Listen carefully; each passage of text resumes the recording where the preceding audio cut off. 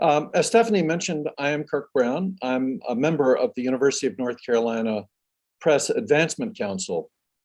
And I want to begin with a word of thanks to Malaprops and the Arboretum for again joining forces. Tonight, in a very special conversation with author Georgann Eubanks and conversation partner Jeff Michael. On a personal note, I value these events not only because of the rich conversation about wonderful books, but also because of the opportunity simply to collaborate with Malaprops and the Arboretum. This evening is another in a series of such collaborations. As Stephanie mentioned a moment ago, 2022 is a very special year of celebration for the UNC Press. This is our centennial. So we are marking a century of publishing award-winning books for the Academy, as well as for the people of North Carolina and for our region in the South. The UNC Press publishes roughly 120 books a year, which comes out to a new book every 3 or 4 days. Whether it's a scholarly monograph or a title intended for general audiences, every UNC Press title undergoes a rigorous peer review process, which is a hallmark of university press publishing. This devotion to excellence is reflected in the numerous awards given to the UNC Press titles. Awards such as the National Book Award, the Pulitzer Prize in History, the Bancroft Prize, and many others. As a part of this state's great public university system, which also includes the North Carolina Arboretum, the UNC Press serves the people of the state by publishing general interest books on North Carolina and the American South, its history, its culture, its flora, its fauna, and tonight's featured book is one such title. It is my great pleasure now to introduce Georgann Eubanks in conversation with Jeff Michael. Georgann Eubanks is a writer, teacher, and consultant to nonprofit groups across the country. She's director of the Table Rock Writers Workshop, was a founder of the North Carolina Writers Network, and is past chair of the North Carolina Humanities Council. She lives in Carrboro, North Carolina. Saving the Wild South, our featured book this evening, is Georgann's 5th book with the UNC Press. Jeff Michael is a longtime conservationist that works at the North Carolina Department of Natural and Cultural Resources, where he oversees several natural resources divisions, including state parks and the North Carolina Natural Heritage Program. He was previously director of the UNC Charlotte Urban Institute. Prior to that, Jeff was executive director of the Wildacres Leadership Initiative, a nonprofit focused on multiculturalism and collaborative leadership. So Georgann and Jeff, I hand it over to you and welcome. Thank you, Kirk. Thanks to the North Carolina Arboretum too. I have to say it's an inspiring place, and if you haven't been there, it should be a destination on your list. A great place to see native species of trees and plants. And of course, Malaprops is not that far away, another great destination, and congratulations on their 40 years. I actually remember when Malaprops opened, and Amica Brazzi had a great vision that has been realized over all these years. And of course, we're thrilled that UNC Press is 100 years old, and they are getting a lot of attention for that. And they've been path-breaking publishers who have tackled difficult issues and given voice to writers, and perhaps even more so today to writers whose voices we haven't heard. And that's very much a part of the future of the press, and I'm excited about that. So Jeff, you and I haven't seen each other since, gosh, maybe when I was doing a book event for the last book about food. Is that right? That is correct. You were here in Davidson, where I live. So Kirk, I live right across the street from your alma mater. And I believe we were at one of the independent bookstores that Stephanie was referring to, promoting the work that you had done with the time of our or the month of their ripening. And it is so good to be together again and have this conversation. Well, just a word about the new book, because it came directly out of that food book. I had decided I wanted to eat my way across North Carolina with photographer Donna Campbell, and we studied a dozen foods that speak to North Carolina's culture and history.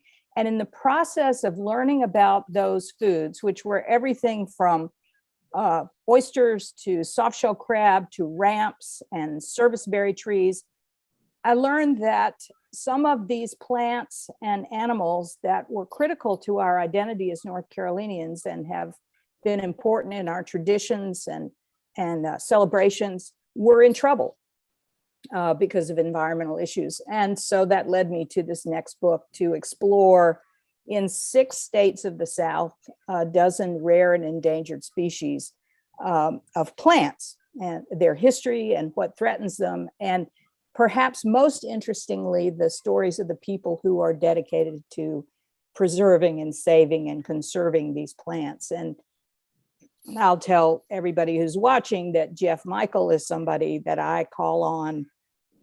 When I was doing the food book, I asked him, tell me some stories. And when I got to this book, I knew that there would be many opportunities for him to tell me stories and help me figure out my table of contents. And you have been an incredible resource. Jeff is from Stanley County, has a place there. He spent time in Charlotte. He spent time in the Triangle. You have a place at the beach. You get around the state, North Carolina. So I guess I'll ask you, how'd we do? How'd that book turn out that we did? Oh, I think you really helped me. Oh, well, you're being very kind, Georgann, because I think my part was just a very small one. What Georgann is not telling you is that she, over the years, has had a lot of patience to entertain some very wild theories that I will throw at her, including for her book, The Month of Their Ripening, my theory that there was a persimmon pudding belt, which she explored as part of that. And I think as we continue this conversation about the current book, we'll bring up another theory that I have about one of the things that she found. But Georgann, I think you and Donna's photography, you really hit the mark on not only some of these stories about the plants, but as you just alluded to, the people who are involved in trying to not only, in some cases, rediscover some of these plants that we thought were lost, but really working so hard to begin to preserve many of those places. And I've been fortunate over the years in my own work in the conservation field to work with many of those players, or at least those here in North Carolina. But even as I read the stories about people in Alabama and Florida and Tennessee and the incredible work that they were doing, I can see the same common threads that you see in all of these stories about not only the plants, but the places. And I think it's that connection between natural and cultural that really resonates and is why we have had some level of success in conservation, not only here in North Carolina, but across the Southeast. And your book just did a wonderful job of capturing that. So I guess turn it back over to you for those who have not read the book, maybe tell a little bit more about it in terms of the stories that you discovered, the impressions you had in completing the book. Yeah, well, I will underscore what you just said, that plant people are really good people. And I have so much enjoyed meeting Native American, African American, folks who all over the 6 states of the South that I traveled have stories of plants that they cherish, stories of conservation. And, our identity is very much wrapped up in place through all those 6 states. I knew that about North Carolina, but as you said, it's true elsewhere. Southerners like to grow things. We have a climate that's part of our identity. We have good weather. We have, of course, North Carolina is extraordinary. And Tom Earnhardt talks about how in North Carolina, if you go to the top of Mount Mitchell, you're in one climate, and you go to the very eastern and southernmost tip of the state, and you've covered territory that reflects Maine and St. Augustine, Florida. That's how diverse our climate is. And of course, because of that, landscape and those different microclimates, we have an incredibly diverse range of plants, and some of them have gotten into trouble. And people are working really hard because in some cases, this is the only place on Earth where certain things grow, like the Venus flytrap, which is, North Carolina's state plant, or state carnivorous plant, I should say, declared by the legislature. But the book starts in North Carolina, and I write about, I'm trying to help take readers along with me on this journey. I'm not a botanist. I had one biology class in college, but I wanted to bring my ignorance to bear on this journey and learn what I could about these plants and try to bring readers along. So this is a book for general readers. I've told the botanists who were so helpful to me that this is the book they should give to family members who don't understand what they do for a living and let them read this book. So the book starts in North Carolina in the Blue Ridge Mountains, where two young botanists who were studying at Franklin and Marshall University in Pennsylvania got a notion during their summer break in 1891 to get on the train and take the train from Pennsylvania to Salisbury, North Carolina. They got off, they got a wagon, they rode to Lenoir, North Carolina, to Happy Valley, and then up that steep mountain climb, what's now, I think it's Highway 321, is that right, Jeff? To Blowing Rock. And they didn't have they didn't have reservations. Blowing Rock was beginning to be a tourist destination. The Green Park Inn opened that year, but certainly they couldn't afford to stay there. So I'm not sure where they stayed, but every day they'd go out and collect specimens of plants because they knew this was a particularly rich area. Over the course of the summer, they collected so many samples that they had 2 wagon loads worth of plants that they had pressed and shipped home, some with little bees that they had collected unwittingly on top of Table Rock Mountain, and flowers that they had picked over at Grandfather Mountain. They'd been all through the Blue Ridge, and they thought they'd seen wildcats and been threatened by all sorts of snakes and things. It was rough going, and they depended literally on the kindness of strangers to feed them and help them survive this tale. The last day they were up at Blowing Rock, they got out on one of those ledges, those rock ledges, and one of the 2 guys, and they don't tell which one, but they wrote a journal of their experience. One of them slipped and fell about 15 feet down the mountain and really banged himself up. But they were looking for a particular Liatris called Heller's Blazing Star. Now, one of the fellows was named Heller. He had discovered this flower. He named it for himself, and he wanted to find some more samples. And then they went down the mountain. And before they left North Carolina, they went to the banks of the Yadkin River in your neck of the woods, Jeff, near where Baden is now. And they found a goldenrod. John Small, the other botanist, found this goldenrod that he'd never seen anything like it. He made notes. He wrote it up in his journal. And they went back to Pennsylvania, finished their college degrees. I mean, they were just undergraduates, and then both went to graduate school. John K. Small ended up being the first director of the herbarium at the New York Botanical Garden, and Arthur Heller ended up teaching botany, traveling all over the world, collecting specimens in tropical areas, and ending up in California. They both had amazing botanical careers. But the story you told me, Jeff, was literally 100 years later, to the month and perhaps the day, the next sighting of that goldenrod happened because of... It is a great story. And this was around 1994. And a little bit of history for myself in that connection. I grew up near that same spot, near Morrow Mountain State Park in the little town of Baden, at what was before the dams that Alcoa built, was known as the Narrows of the Yadkin. The first dam there was built around 1915. So that was a little over 20 years from the time that they were doing this botanizing in that area. But at that time in 1994, there were a group of us who were beginning to establish a local land conservancy for the area around there. The area is about a 10-county region stretching from Salisbury down to the South Carolina line along the Yadkin-Pee Dee River, encompassed much of the Uwharries, where the Uwharrie National Forest is.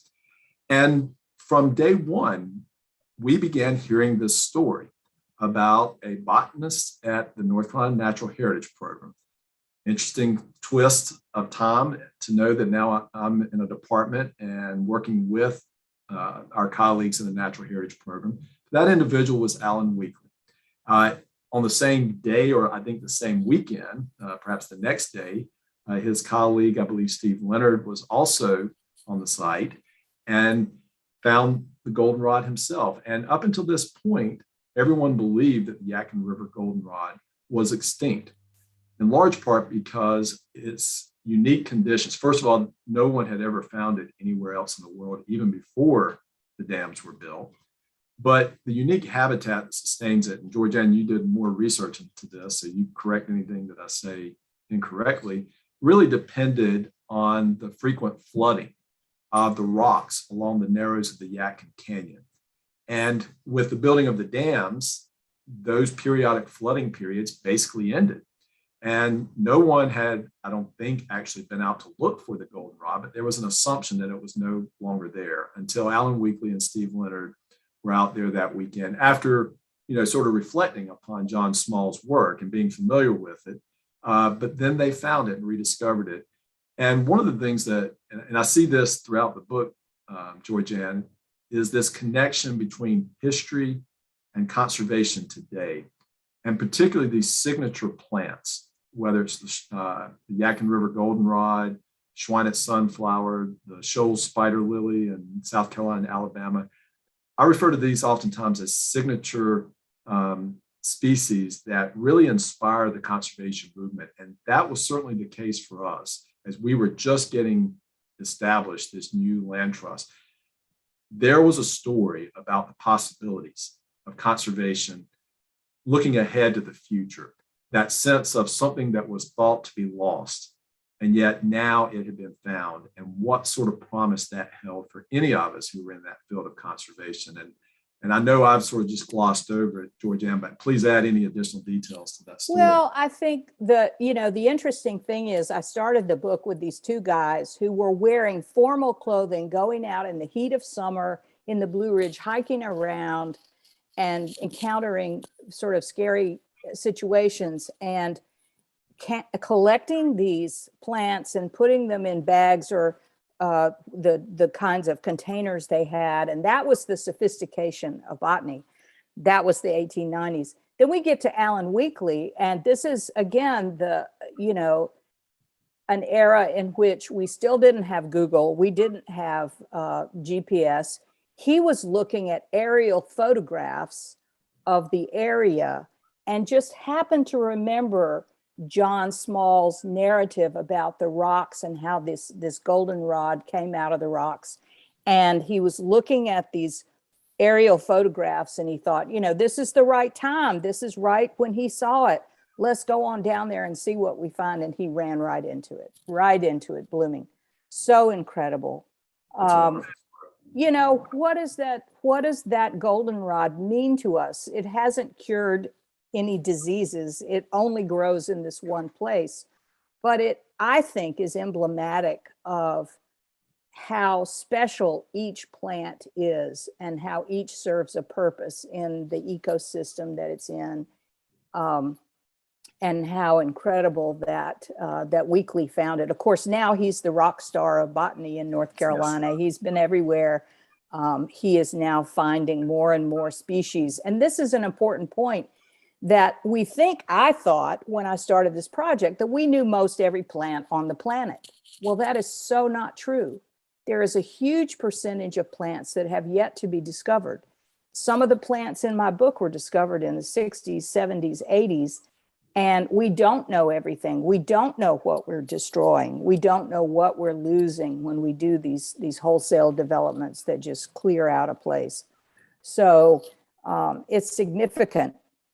But there's one more little piece of the story, Jeff, a theory you have, because John Small ended up going to Florida a lot in his career, and he appears throughout the book. I had no plan of this, writers. This was how the story unfolded, and I loved it, that John Small kept popping up all the way around the South as I was traveling. And there he was in Florida, and he got in league with Thomas Edison, who lived had a Florida home, right? Along with Henry Ford and Harvey Firestone. yes. Yeah.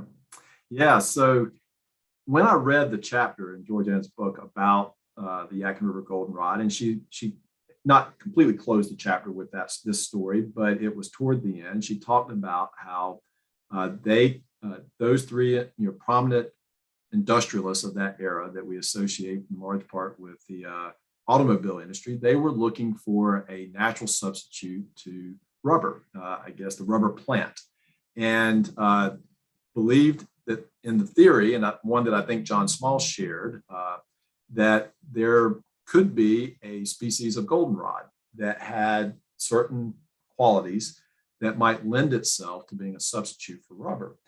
And so when Georgann tells that story in the book, it immediately triggered for me, as a native of the Stanley County, Baden, Morrow Mountain area, a story that many of us, particularly those of us who grew up with a love of local history, had always heard, that at some point before the damming of the rivers, that those three gentlemen, Firestone, Edison, and Ford, had passed through the narrows of the Yadkin and had visited it. Now, if you know anything about American history, or at least about those three individuals, you know that they were avid outdoorsmen, that they often took these excursions to see some of the natural wonders of America. And the assumption has always been that that visit was only related to that it was one of their excursions across the Southeast. And in fact, it might have been, but there is no written record of it. This story about them passing through and visiting the narrows of the Yadkin has only come to us through oral traditions. I've had local historians who tried to research it, and they can find no record that they were actually there in Stanley County when they did in fact pass through Charlotte and Concord, and they visited some of the local gold mines in that area. So when I read this, I immediately emailed Georgann and said, Georgann, could it have been, given John Small's connection and having discovered the Yadkin River goldenrod, could it have been that they were actually on somewhat of a clandestine visit, particularly if this was going to be a great trade secret as a replacement for rubber, that they had visited the narrows of the Yadkin? Now, we may never know the true story there and what brought them there, but it really is an interesting connection, which I think highlights one of the wonderful aspects of this book, is this intersection, this weaving together of history with natural resources and conservation that, Georgann, you've done such a beautiful job of capturing. Thanks. Well, just moving a little bit farther to the west and in your native territory, we do have the Schweinitz sunflower, which is an interesting story. And again, I'll say that stories are really what I was looking for. And the Schweinitz sunflower, it turns out, has been declared endangered. Not all the plants in the book have been declared federally endangered, but they're still very important to our ecosystems. And I wanted to point out that public policy doesn't always solve all the issues for these plants. But the Schweinitz sunflower had gotten down to a very few occurrences. It was first discovered, quote, near Salem, North Carolina, but also Mecklenburg County. It comes up in the fall. It's a tall sunflower, but one notable feature is that it has tubers or roots that are sort of like a Jerusalem artichoke. And the Catawba Indian tribe, which lives just south of the North Carolina border, has a reservation. Those folks have some belief that their people, before the conquerors came to this country, were actually using the tubers of that sunflower as a food source. The irony is, of course, now if the tribe elects to plant the sunflowers, because it's an endangered species, they can't harvest it until they have a critical mass of the sunflowers thriving on public land, which is what the reservation is. Of course, any endangered species can be planted on private land and taken care of or destroyed, given the Endangered Species Act. And I'd love to have you talk in a minute, Jeff, more about why these land conservancies are important. But Schweinitz was a guy who was born in Pennsylvania, another Pennsylvania person, in 1780. And he was you'll like this, Kirk, he was a Moravian minister who traveled by horseback and preached all over North Carolina, but he really loved to collect mushrooms. And so he would spend a lot of time botanizing between sermons. And he found this sunflower, and it was named for him after his death because he was quite a notable botanist and it was self-trained pretty much.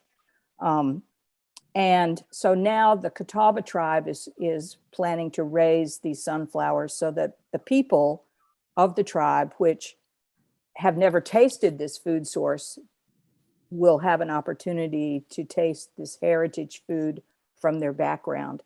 And it's a really interesting plant. And of course, the other thing that comes up there is that Charlotte-Mecklenburg Parks and Recreation is doing a great job of protecting and saving plants. And you know more about that than I do, Jeff.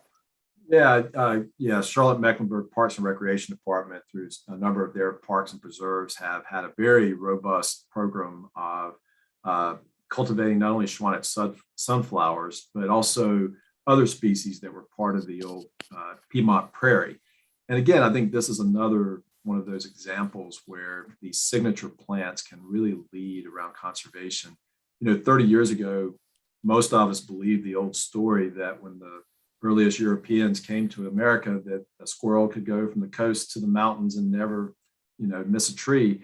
But in fact, we now know that there were these large swaths of open prairie and savannas, and that central to those were these Piedmont prairie plants. And I think Schweinitz sunflower, once it sort of reached the public consciousness back in the 1990s, really did lead in terms of a number of conservation efforts, from the work of Jim Matthews at UNC Charlotte, who did some of the early natural heritage inventories in the southern Piedmont at that time, to the conservation groups. If you look back to when many of the ones that we all in our local communities embrace and support today, their founding was back in the 1990s for the most part. And many of them were sort of latching on to these kind of signature species as what was really inspiring people, both to understand those natural ecosystems in ways that were different than maybe how we understood them before, but also understanding that delicate balance and the role that conservation plays. So, and Georgann, one of the things I loved in your book that you talked about was this notion of plant blindness and how that affects our ability to appreciate these resources. I don't know if you want to take a minute or two to talk about that concept. Yeah, so two botanists from the South began to do some research and discovered that, and it was evident in the founding of the Endangered Species Act, which in the 60s only protected animals, wildlife. We didn't even think about plants initially. And so they began to theorize that humans are much more drawn to the charismatic, moving animals and tend to ignore plants. And so they did some further research, and it is true that we prefer and attend to animals over plants, those things which move and are animated. And that as time has gone on, and I think it's gotten particularly critical in this era of digital and screen life where we don't even look at things outside, that we just kind of see plants as this green, blurry backdrop, and children, young people today can't discriminate between one plant and another. I sort of think, I'm a gardener. One of the things I love is micro weeding, getting out there and pulling just one weed and being able to pay attention and pull those weeds. It's like editing, And But kids these days really don't know the names of plants, and part of the research showed that 70% of high school graduates that they interviewed had never grown a plant themselves. Another group had never read a story that had a plant in it as a major part of the story. And a whole bunch of high school graduates in this group they studied had never picked fruit from a plant. And so part of my desire with this book would be to encourage folks my age, grandparents and parents, to attend to the fact that kids don't necessarily know plants. I had a grandmother who could name every plant by its common and Latin name. We need to help our kids understand all these treasures that we have. And we have ready educational programs at botanical gardens and the Arboretum, places where kids can go and ask questions and look at plants and begin to make that distinction between species and learn about their value. I think that's really critical. And the net result of plant blindness is that horticulture programs and botany programs are in demise at our universities. They're being blended into environmental ecology, so forth, but people are not learning taxonomy. People are not learning how to grow things, and that's a real deficit, and that will only amplify the losses that we're experiencing. I wish, Jeff, I wish you'd talk about conservation in North Carolina, because there's a lot of good news, right? There's a lot that's going on that's very positive. There is. I think we're really blessed here in North Carolina, even with all the growth that we are experiencing, and we certainly are. And I used to work at a policy institute where we studied demographics and population growth, but really beginning, I mentioned the 90s as kind of a heyday of the emergence of many of the local land trusts, but there were others before that period. We've also had a long period of influence and engagement by many of the national groups like the Nature Conservancy and the Conservation Fund and others. But here in North Carolina, I think if you were to go anywhere else in the US, and I used to be able to attend the National Land Trust Alliance that brought together conservationists from around the country. And North Carolina was really the model in many ways for the local land conservation community. And the gap that they fill, there are certain things that those of us in state government, which is where I am today, can do. And a big part of that is the kind of documentation and the identification of where these important resources are. And our natural heritage program is central to that. But regulation is very limited in terms of our ability to truly protect these sites. And that is where our local nonprofit conservation groups have stepped in. I wish I brought to this conversation some of the statistics in terms of the amount of acreage that they have been a part of over the years and really protecting here in North Carolina. But they often do it in partnership with local, state, and national governments. And I think it's that combination that really has allowed us, through the incredible network of national parks, national forests, state parks, where I can throw out a statistic there where we have protected and are stewarding over 250,000 acres across the state.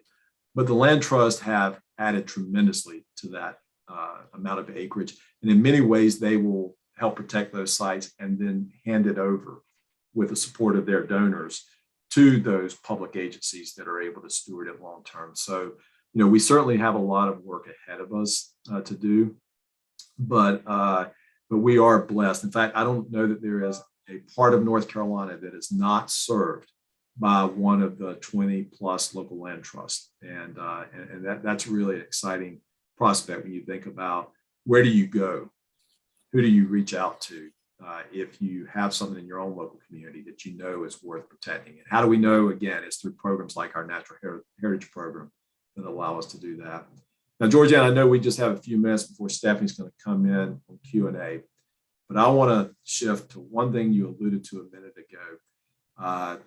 Sort of indirectly, you were talking about this intergenerational connection of understanding nature. And in your chapter about cane, River cane, and cane breaks, you began telling a story about the intergenerational connection between your grandfather and you, and how he would go out and get just an old river cane pole and make the fishing pole. But then you continued in that chapter talking about the importance of river cane to the Cherokee there in Western North Carolina. So I just want, in what little time we have before we open it up to questions, just want you to speak a little bit to that intergenerational connection. Yeah. Well, one of the most powerful conversations I had in the whole book was with a woman named Ramona Lossie, who is, she seems really young to me, but she's maybe not as young as she looks. She's now a Cherokee elder, and she and her sister are the end generation now of Cherokee weavers who use river cane to make baskets. And those Cherokee baskets, some of them are thousands of years old, and they have them on display in the Kuala Boundary Museum, which is part of the craft co-op there. And Ramona talked about how much she learned as a child by weaving river cane, studying with her grandmother and mother, that she learned how to count by laying out strands of river cane that she was going to weave together. She learned to be quiet. She learned to tell stories through her baskets. Her entire sort of ethos, she's passed along to her daughters through this vehicle of river cane. River cane used to be everywhere in the South, and we're down to about 2% of what was once in this region, basically been chopped out. The very first settlers, white settlers who came to the South, would chop it out because if river cane is growing, it means the soil, the moisture is close to the top of the soil. It's a great place to grow things. River cane is not endangered per se, but it's a wonderful carbon sink. It's a wonderful flood mitigation plant. It's a wonderful barrier. And if you pay attention to place names, even in the mountains of North Carolina, there are lots of places that have cane in the name. And that's because there was river cane there. And farmers, even now up in Yancey County, where I spend time, have avoided damage from hurricanes by planting a cane break or having a cane break at the right place next to their agricultural fields. But Ramona and her people in Cherokee have to go to Kentucky to get the river cane that they need because of the decimation of the crop or the plants in North Carolina. But they are now part of a movement to reestablish river cane in places, and hopefully down the road, not so far, there will be more resources for the Cherokee tribe. But I just happen to have one of Ramona's baskets. That's now, beautiful. You know, these baskets that the Cherokee folks make are mostly huge and utilitarian, and they have woven inside and outside two different layers. But Ramona makes these little baskets because she says nothing should be wasted. And the artisanship, the patience, the what is required to make these baskets is extraordinary. And she talks about how it's much like storytelling. She'll work a little on a basket and then she'll leave it alone. And then she'll come back and work with it some more and learn the story of the basket and let this basket almost tell her how it wants to be made. So that was a very powerful experience for me. And now I appreciate river cane even more. And I appreciate that my grandfather gave me that memory of, because he grew it on his property and he made fishing poles, and that's what he and I did a lot together. And he died when I was 6, so obviously it made quite an impression. That's a beautiful story, both about your grandfather and the Cherokee and Ramona and the basket. And as one artist, and you certainly are, I know how much you appreciated that craftsmanship and the ability to compare and relate the two forms of art. So I think with that, I see Stephanie has rejoined us, Georgann, and we will turn it over to her to see what questions we might have from our audience. Thank you so much, Jeff and Georgann. What a great conversation. I'm actually going to start with a comment from Emily, who also has a question. But I want to start with her comment, which is kudos for inclusion of so many personal stories of the people you meet along the way. It humanizes your books and elevates the interest in your topics. And so I think that's a perfect compliment, a perfect and accurate assessment of your work, Georgann. So thank you. I'll add my thanks for that. Because it really does do that. And so you've just given us several examples. And Emily's question is to you, Georgann. It appears from reading your books that you do a lot of on-the-ground or in-person research for the topics in your books. How do you decide where to go and what avenues to follow? I always like to ask a question. I'll just tack on there, Emily, about how you decide what to cut. Right? How you decide what not to include after you've done all the research. So I've made it a two-parter. Okay. Well, I'm just now in that process again as I'm thinking about the next book. And so that's a very live question for me. And today I spent some time whacking away at options for the next book, but it has to be a good story. And I think there's a great deal of good fortune that comes along with it, meeting people. I'll find someone online who looks like an expert, or someone will refer me to someone, and then I'll call them up and we'll talk, and then I'll go see them. And there were just a lot of opportunities to click with amazing people. Mostly what I would cut would be when I'd go off on some personal tangent. You know, I had a section in the book about my teen years of river rafting in Georgia. And while it meant a lot to me, when it finally came down to that chapter, it had nothing to do. It was just something, I was driving by a place that I had spent time as a teenager, and I said, this has got to go. So painfully, I cut it and got cut to the chase. I also, sometimes in that chapter too, there was an excursion I took into the woods by myself. It was a situation where Donna couldn't go with me to take pictures. So I had my iPhone and I had some directions, and I went in on a hike by myself after a torrential rainstorm. And I had absolutely no luck finding this plant that I was looking for, the plant that was the subject of the chapter. And I realized that I could have cut that, but in a way, I wanted to be truthful about that this was kind of a dead end. And it was a dead end because of me, not because of, you know, I wasn't with anybody else, and I was woefully unprepared, which is part of the story of distinguishing between plants. And I took some pictures of vines I saw that might have been the Moorfields leather flower after blooming. But once I got back, it wasn't that. And I will say that this plant hunting business has gotten more interesting because we now have apps on our phones. You can take a picture of a plant. It doesn't always work, but you can identify plants and actually log them as part of our national and international census of rare plants in a database. And so iNaturalist and Seek are two of those apps that are very interesting to carry with you into the field. Yeah, iNaturalist has come up before in our events, and I'm sure Patricia's putting those in the chat right now for folks to make note of. Yeah, mm-hmm.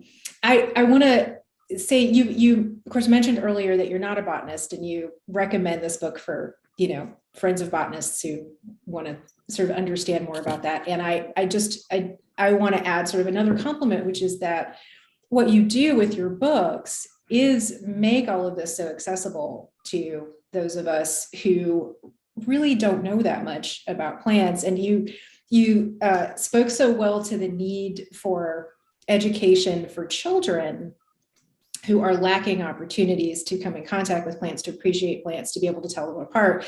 I just want to say, grown-ups too, we need that. I need that.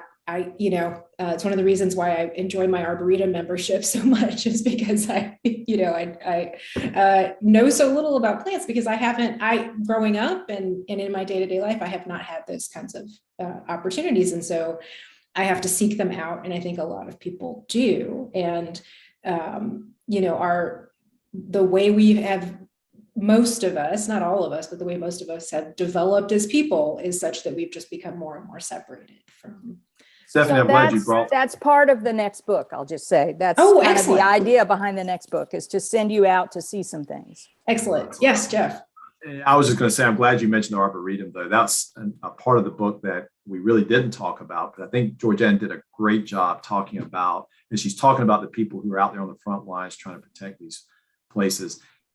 She kept coming back to, is it the Atlanta Botanical Gardens? Yeah. And just what an extraordinary center of, research and effort to protect these sites. And we could go across the Southeast and identify any number of places like that. So Georgann, I don't know if you want to talk about that as well. Well, I'm really excited. I'm going to go to Atlanta Botanical Garden and give a talk in May and see my friends again that I was out in the field with. And I've made connections also at the University of Georgia at the State Botanical Garden. And as I said at the beginning, plant people are great people. And I've made so many friends, and one person has led to another person. And but the Atlanta Botanical Garden is sort of right there in the center of the book, right? The geography of the book. And they work out of country as well, protecting plants, studying, collecting matter to store. I mean, North Carolina Arboretum, I believe, has a seed bank, and they're preserving materials in case the worst happens. And the Atlanta Botanical Garden is doing the same, and doing, CRISPR technology and genetic mapping and that sort of thing. And so there's much, much more to learn. We've come a very long way from those two guys in the mountains with their bag of plants. So it's exciting to me that, and the Atlanta Botanical Garden is sort of a nexus for all these Georgia Plant Conservation Alliance, and there's one in every state around as well. And so all those folks come together every other year and have a conference and talk about these endangered plants and who else needs to be, or what else needs to be on the list, and what's the progress being made. So there is but it's a very small world. I mean, that's the other thing I've learned, is probably everybody I've met knows everybody else I've met in the field. Wow. So that's part of my research secret is, I jumped into a small pond in a way and met incredible people. That's wonderful. Jeff, that leads me to a question for you, because you obviously know so much about North Carolina and conservation efforts here. And so I wonder if there's anything that stood out for you in Georgann's book about other states. It doesn't have to be just one thing. Anything that you found particularly interesting that you learned? Yeah, and one of those was exactly the role that the Atlanta Botanical Gardens is playing across the Southeast. Two other things, being a native North Carolinian, someone who lives and breathes the natural and cultural resources of this state, perhaps I've had a little bit of my own blinders on in terms of what's happening and what's in our neighboring states. And a couple of things. One, in Alabama, I had no idea that Alabama was such a rich, biodiverse state. And there's so much important stuff there and so many important initiatives.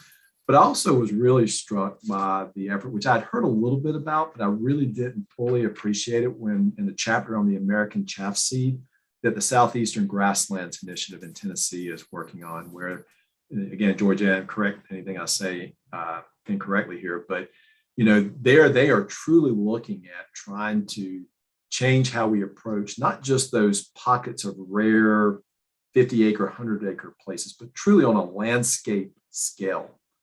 How do we reclaim our native lands and our native ecosystems, including the native Southeastern grasslands? And not only did I learn a lot, but it really kind of inspired me in terms of my own conservation work. There's a person out of Maryland that many people probably know, Doug Talamy, who talks about rewilding our backyards. And I've sort of embraced his work and doing a lot in my own backyard, as I know other people are, in terms of reintroducing native plants and getting rid of some of the exotics that I have. But to think about what they're doing there, truly on a scale much grander than my backyard, and to think about what the possibilities are throughout the Southeast and throughout America in that respect. Yeah, they're getting corporations involved and, you know, people who are corporate campuses are beginning to replant and make corridors for animals and use native plantings and get out of this mindset of mowing and, you know, burning fossil fuels. And so that's a fascinating development, but it takes some big vision to make that happen. But I'm seeing more smoke. People are burning again. You know, that one thing that we've lost is the Native American wisdom about burning a landscape to let so many of these plants come up out of the ground, and seeds are there in the seed bank and they're waiting for us to liberate them so that they can come back.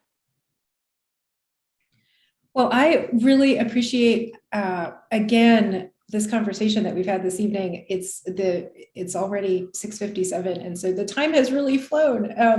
And I just want to circle back to another thing you said, Georgann, before we wrap up about, Jeff, you introduced the topic of plant blindness, right?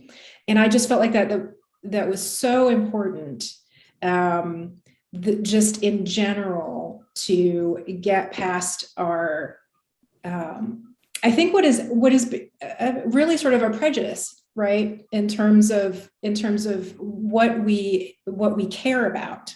And it's not on purpose, right? It's just, again, it's sort of like how we've come to be as people. But you know, if you give us a, you know, as you were talking about charismatic megafauna, right? And Yes. you show us pictures of giraffes and polar bears, Yeah.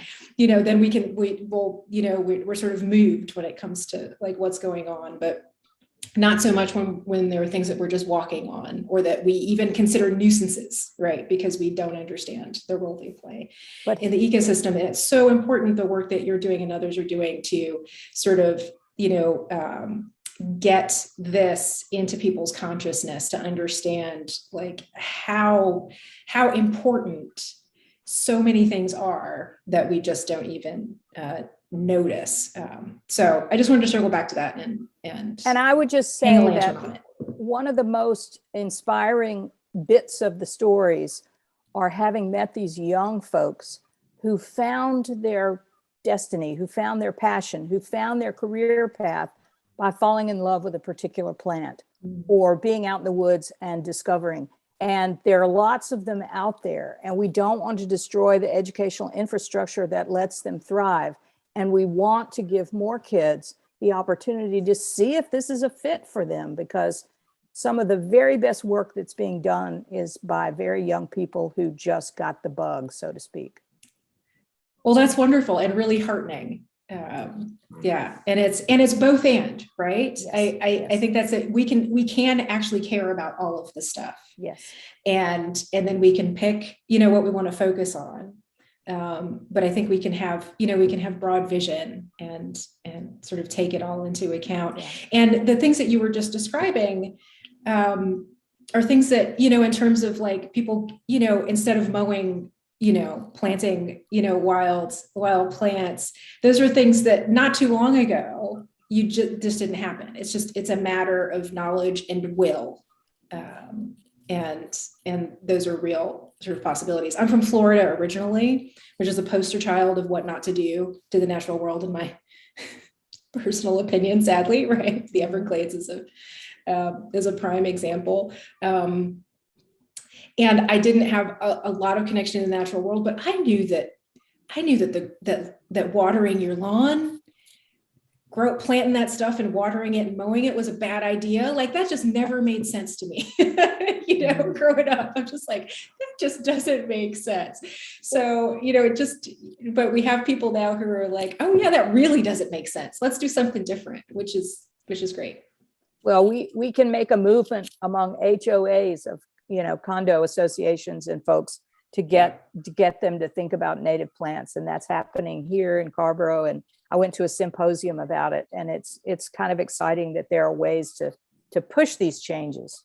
Absolutely. Yeah. And folks, and so often it's just a matter of, once you've learned something again, Right.